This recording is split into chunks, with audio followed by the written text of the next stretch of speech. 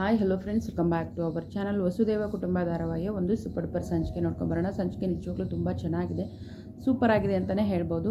ಇಲ್ಲಿ ಸ್ವಾತಿ ಮಾಡಿರ್ತಕ್ಕಂಥ ಕೆಲಸಕ್ಕೆ ವಂಶಿಗೆ ಹೇಗೆ ಕೃತಜ್ಞತೆ ಹೇಳಬೇಕು ಅನ್ನೋದೇ ಗೊತ್ತಾಗೋದಿಲ್ಲ. ಕೊನೆಗೂ ಕೃತಜ್ಞತೆನ ಹೇಳ್ತಾರೆ.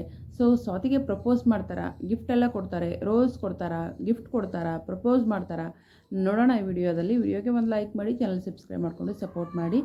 ಸೊ ಅವರೆಲ್ಲ ಹೇಳ್ತಾರೆ, ಈ ಕಾಲದಲ್ಲಿ ನಿಮ್ಮಂಥ ಹೆಂಡತಿನ ಪಡೆದಿರೋದು ನಿಜಕ್ಕೂ ನೀವು ಪುಣ್ಯವಂತರು. ಯಾಕಂದರೆ ತಾವು ತಪ್ಪು ಮಾಡಿದ್ರು ಕೂಡ ನಾವು ತಪ್ಪು ಮಾಡಿಲ್ಲ ಅಂತ ವಾದಿಸೋ ಈ ಕಾಲದಲ್ಲಿ ನಿಮ್ಮ ಹೆಂಡತಿ ನಿಮಗೋಸ್ಕರ ತಾವು ಮಾಡಿರೋ ತಪ್ಪು ತನ್ನ ಗಂಡ ಶಿಕ್ಷೆ ಅನುಭವಿಸಬಾರ್ದು ಅನ್ನೋಕ್ಕೋಸ್ಕರ ನನ್ನ ತಪ್ಪಿನ ಅರಿವನ್ನು ಮಾಡಿಸಿ ಆ ಪ್ರಾಜೆಕ್ಟ್ನ ಮರಳಿ ನಿಮಗೆ ಕೊಡೋಂಗೆ ಮಾಡಿದ್ದಾರೆ. ನಿಜಕ್ಕೂ ನಿಮ್ಮ ಹೆಂಡತಿ ತುಂಬ ಗ್ರೇಟ್ ಅಂತ ಹೇಳ್ಬಿಟ್ಟು ಹೋಗಲಿ ಪ್ರಾಜೆಕ್ಟ್ ಎಲ್ಲ ಕೊಟ್ಟೋಗ್ತಾರೆ.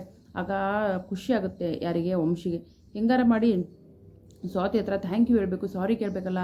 ಇದನ್ನು ಸ್ವಾತಿ ಒಪ್ಕೋತಾಳ, ನಾನು ನೋಡಿದ್ರೆ ಪ್ರಾಜೆಕ್ಟ್ ಮಿಸ್ ಆಯಿತು ಅನ್ನೋ ಇದರಲ್ಲಿ ಸಿಕ್ಕಾಪಟ್ಟೆ ಬೈದ್ಬಿಟ್ಟಿದ್ದೀನಿ ಅವಳಿಗೆ, ಏನು ಮಾಡಬೇಕು ಅಂತ ಹೇಳಿ ಬೈದಿರೋದನ್ನು ಕೂಡ ನೆನಪಿಸ್ಕೊಂಡು ಮತ್ತು ಇಲ್ಲಿ ನಿತಿನು ಮತ್ತು ನಮ್ಮ ಇವರು ಸ್ವಾತಿಯವರ ಭಾವ ಮಾತಾಡ್ತಿರ್ಬೇಕಾದ್ರೆ ಈ ಕುಮಾರ್ ಅವರು ನಿತಿನ್ ಬಗ್ಗೆ ಮದುವೆ ಬಗ್ಗೆ ಮಾತಾಡಿದಾಗ, ಅಲ್ಲ ಫ್ರೆಂಡ್, ಇಷ್ಟು ದೂರ ಕರ್ಕೊಂಡ್ಬಂದು ಮತ್ತೆ ಮದುವೆ ಬಗ್ಗೆನೇ ಮಾತಾಡ್ತೀರಾ, ನನಗೆ ಇಷ್ಟ ಇಲ್ದಿರೋ ವಿಷಯ ಅಂದಾಗ, ಸಾರಿ ಆಯಿತು, ಅದು ಮದುವೆ ವಿಷಯ ಬೇಡ ಅಂದ ತಕ್ಷಣ ಅವ್ರು ಅತ್ತೆ ಫೋನ್ ಮಾಡ್ತಾರೆ. ಅತ್ತೆ ಫೋನ್ ಮಾಡ್ತಿದ್ದಾರೆ ಅಂದ್ಬಿಟ್ಟು, ಅತ್ತೆ ಹೇಳಿ ಅತ್ತೆ ಅಂತ ಹೇಳ್ತಾರೆ. ಕುಮಾರ, ಏನು ಗೊತ್ತಾ, ನಿತಿನು ನಮ್ಮ ಮೇಘನ್ಗೆ ಆ್ಯಕ್ಸಿಡೆಂಟ್ ಆದಾಗ ತುಂಬ ಕಷ್ಟಪಟ್ಟು ಮನೆ ಕರ್ಕೊಂಡ್ಬಂದಿದ್ದು ಅನ್ಕೊಳೋ, ಅವ್ನಿಗೊಂದು ಊಟ ಹಾಕೋಣ ಅಂತ ಅಂದ್ಕೊಂಡಿದ್ದೀನಿ, ದಯವಿಟ್ಟು ಅವನ ಮನೆ ಕರ್ಕೊಂಡು ಬರೋ, ಗೀತನ ಗೊತ್ತಾದ್ರೆ ಬೈತಾಳೆ, ಅದಕ್ಕೆ ಅವಳು ಗೊತ್ತಿಲ್ಲದಂಗೆ ಫೋನ್ ಮಾಡ್ತಾಯಿದ್ದೀನಿ ಅಂದಾಗ, ಅದು ಆಯಿತು ಅತ್ತೆ, ಅದನ್ನ ಬಗ್ಗೆ ತಲೆ ಕೆಡಿಸ್ಕೊಬಿಡಿ, ನಾನು ಕರ್ಕೊಂಬರ್ತೀನಿ ಬಿಡಿ ಅಂತ ಹೇಳ್ತಾರೆ. ಅಷ್ಟರಲ್ಲಿ ನಾನು ಬೇಗ ಅಡುಗೆಗೆ ರೆಡಿ ಮಾಡ್ಕೋತೀನಿ ಅಂತ ಹೇಳಿ ಅವರು ಪದ್ಮಮ್ಮ ಅವರು ಅಡುಗೆಗೆ ರೆಡಿ ಮಾಡ್ಕೋತಾರೆ. ನಿತಿನ್ ಮನೆ ಕರ್ಕೊಂಡು ಹೋಗ್ತಾರೆ, ಊಟ ಹಾಕ್ತಾರೆ. ಮೇಘಂತೂ ಸಿಕ್ಕಾಪಟ್ಟೆ ಖುಷಿ ಆಗುತ್ತೆ. ಕಾಲು ನೋವಿದ್ರು ಕೂಡ ನಿತಿನ್ ಹತ್ರ ಬಂದು ಥ್ಯಾಂಕ್ ಯು ಹೇಳಿ ಊಟ ಎಲ್ಲ ಬಡಿಸ್ಬೇಕಂತ ನಿಂತಿರ್ತಾಳೆ. ಗೀತಾ ಬೈತಾಳೆ, ಅಲ್ಲ ಕಣೆ, ನಾನು ಇದೀನಿ ತಾನೇ ಇಲ್ಲಿ ಬಡ್ಸೋಕ್ಕೆ ಅಂತ, ಅಮ್ಮ ಇದ್ದಾರೆ ತಾನೇ, ನೀನೇಕೆ ಬಂದೆ, ಹೋಗಿ ರೂಮ್ ಒಳಗೆ ಅಂತ ಬೈತಾರೆ.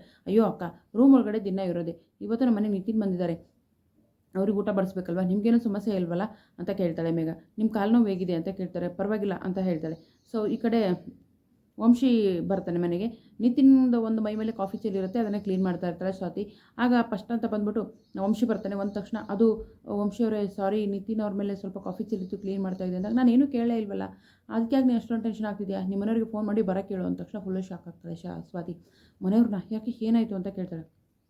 ಬರೋಕ್ಕೆ ಹೇಳ್ತಾನೆ ಅಷ್ಟೇ ಅಂದ ತಕ್ಷಣ ಸರಿ ಅಂತ ಹೇಳ್ಬಿಟ್ಟು ಮನೆಯವರೆಲ್ಲ ಬರ್ತಾರೆ. ಅವರು ಕೂಡ ಪಾಪ ಗಾಬರಿ ಇರ್ತಾರೆ. ಅಳಿಯಂದ್ರೆ ಏನಂತಾರೆ ನೋಡಿ, ಹೆಣ್ಮಕ್ಳು ತವ್ರ ಮನೆಯಲ್ಲಿ ಏನಂತಂದರೆ, ಹೆಣ್ಮಕ್ಳ ಬಗ್ಗೆ ಒಂದು ಫೋನ್ ಹೋದರೆ ಸಾಕು, ಅದು ಒಳ್ಳೇದು ಕೆಟ್ಟದ್ದು ಅಂತ ಯೋಚನೆ ಮಾಡ್ತಿಲ್ಲ, ಪಟ್ಟಂತ ಮೈಂಡ್ ಇಲ್ಲಿಗೂ ಹೋಗ್ಬಿಡುತ್ತೆ. ಅಯ್ಯೋ ನಮ್ಮ ಮಗಳಿಗೆ ಏನಂತಾರೆ ಏನೋ, ನಮ್ಮ ಮಗಳಿಗೆ ಏನು ಮಾಡಿದ್ಲು ಏನೋ, ನಮ್ಮ ಮಗಳು ಏನಾದರೂ ಏನೋ ತಪ್ಪು ಮಾಡಿದ್ಲು ಏನೋ ಅನ್ನೋ ಪ್ರತಿಯೊಂದು ಹೆಣ್ಮಕ್ಳು ಮನೆಯಲ್ಲಿ ಇರತಕ್ಕಂಥ ಸಮಸ್ಯೆ. ತಂದೆ ತಾಯಿಗಂತೂ ಪಾಪ ಜೀವ ಅಡಕಡಕ ಅಂತಿರುತ್ತೆ. ಏನು ವಿಷಯ ಏನು ಅಂದ್ಬಿಟ್ಟು ಅವ್ರ ಅಜ್ಜಿ ಮನೆಯವರೆಲ್ಲ ಬಂದು ಫುಲ್ಲು ಟೆನ್ಷನಲ್ಲಿ ಕುಂತಿರ್ತಾರೆ. ಆಗ ಈ ರಾಗಿಣಿ ಮತ್ತು ಈ ದುರ್ಗಾ ಈ ಕಡೆ ರಾಗಿಣಿ ಮತ್ತು ದುರ್ಗಾಗೆ ಮೈಯೆಲ್ಲ ಉರಿತಾ ಇರುತ್ತೆ. ಏನಪ್ಪ ಇದು, ಇಡೀ ಫ್ಯಾಮಿಲಿನೇ ಬಂದು ಒಕ್ಕರ್ಸ್ಕೊಂಡ್ಬಿಟ್ಟಿದೆಯಲ್ಲ, ಈ ವಂಶಿ ಯಾವಾಗ ಏನು ಮಾಡ್ತಾನೆ ಅಂತ ಗೊತ್ತಾಗಲ್ಲ ಅಂತ ಹೇಳ್ಬಿಟ್ಟು ಬೈಕೋತಾ ಇರ್ತಾರೆ. ಈ ಕಡೆ ಅಜಯ್ ಕೂಡ ಹೇಳ್ತಾನೆ, ಆ ಸ್ವಾತಿ ಯಾವ ಗ್ಯಾಪಲ್ಲಿ ಈ ಪ್ರಾಜೆಕ್ಟ್ನ ಹೇಗೆ ಕೊಡಿಸ್ಬಿಟ್ಲು ಅಂತಲೇ ಗೊತ್ತಾಗ್ತಿಲ್ಲ ಮಾಮ್ ಅಂತ ಹೇಳಿ ಹುರ್ಕೋತಾ ಇರ್ತಾನೆ. ಸೊ ಅದೇ ರಿಲ್ಯಾಕ್ಸ್, ಬೇಜಾರಾಗಬೇಡಿ, ಅಂಥದ್ದೇನೂ ಇಲ್ಲ ಮ್ಯಾಟ್ರು ಅಂತ ಹೇಳ್ಬಿಟ್ಟು ಹೇಳ್ತಾರೆ. ನೀವು ಕೂಲಾಗಿ ಕೂತ್ಕೊಳ್ಳಿ ಅಂತ ಹೇಳ್ತಾರೆ ವಂಶಿ. ಅಲ್ಲಿಗೆ ಅನಾಥಾಶ್ರಮದ ಮಕ್ಕಳೆಲ್ಲ ಬರ್ತಾರೆ. ಅತ್ತೆ, ನೀವು ಆರ್ಡರ್ ತೊಗೊಂಡಿದ್ದೀರಲ್ಲ, ಆರ್ಡರ್ ಕ್ಯಾನ್ಸಲ್ ಆಯ್ತು ಅಂತ ಹೇಳಿದ್ರಲ್ಲ, ಅಡುಗೆನೆಲ್ಲ ತೊಗೊಂಡೋಗಿ ನಾನು ಆಶ್ರಮ ಕೊಟ್ಟೆ, ಆಶ್ರಮದ ಮಕ್ಕಳು ತುಂಬ ಚೆನ್ನಾಗಿದೆ ಅಂತ ಊಟ ಮಾಡಿ ನಿಮ್ಗೆ ಸನ್ಮಾನ ಮಾಡೋಕ್ಕೆ ಬಂದಿದ್ದಾರೆ ಅಂತ ಹೇಳಿದ ತಕ್ಷಣ ಖುಷಿ ಆಗುತ್ತೆ. ಹೌದಾ, ಇಷ್ಟೊಂದೊಳ್ಳೆ ಕೆಲಸ ನಮ್ಗೆ ಹೇಳಿಲ್ವಲ್ಲ ಅಂದಾಗ, ನೀವೆಲ್ಲರೂ ಯಾಕೆ ಏನು ಅಂತ ಕೇಳಿದರೆ, ಆಗ ನಾನು ಹೇಳೋ ಪರಿಸ್ಥಿತಿಯಲ್ಲಿ ಇರಲಿಲ್ಲ ಅಂತ ಹೇಳ್ಬಿಟ್ಟು ಅತ್ತೆಗೆ ಮತ್ತು ಅಜ್ಜಿಗೆ ಆಶ್ರಮದವ್ರ ಕಡೆಯಿಂದ ಸನ್ಮಾನ ಮಾಡಿಸ್ತಾರೆ. ಸ್ವಾತಿಗೂ ಕೂಡ ಒಂದು ಗಿಫ್ಟನ್ನು ಕೊಡ್ತಾರೆ. ಸ್ವಾತಿ, ನಿಮ್ಮದು ಈ ಪ್ರಾಜೆಕ್ಟ್ ಆಯಿತು ಅಂತ ನಿಮ್ಗೆ ತುಂಬ ಬೈಕೊಂಡೆ, ಬಟ್ ನಿಮ್ಮ ಒಂದು ಗಿಫ್ಟನ್ನು ಕೂಡ ಸ್ವಾತಿ ಕೊಡ್ತಾರೆ.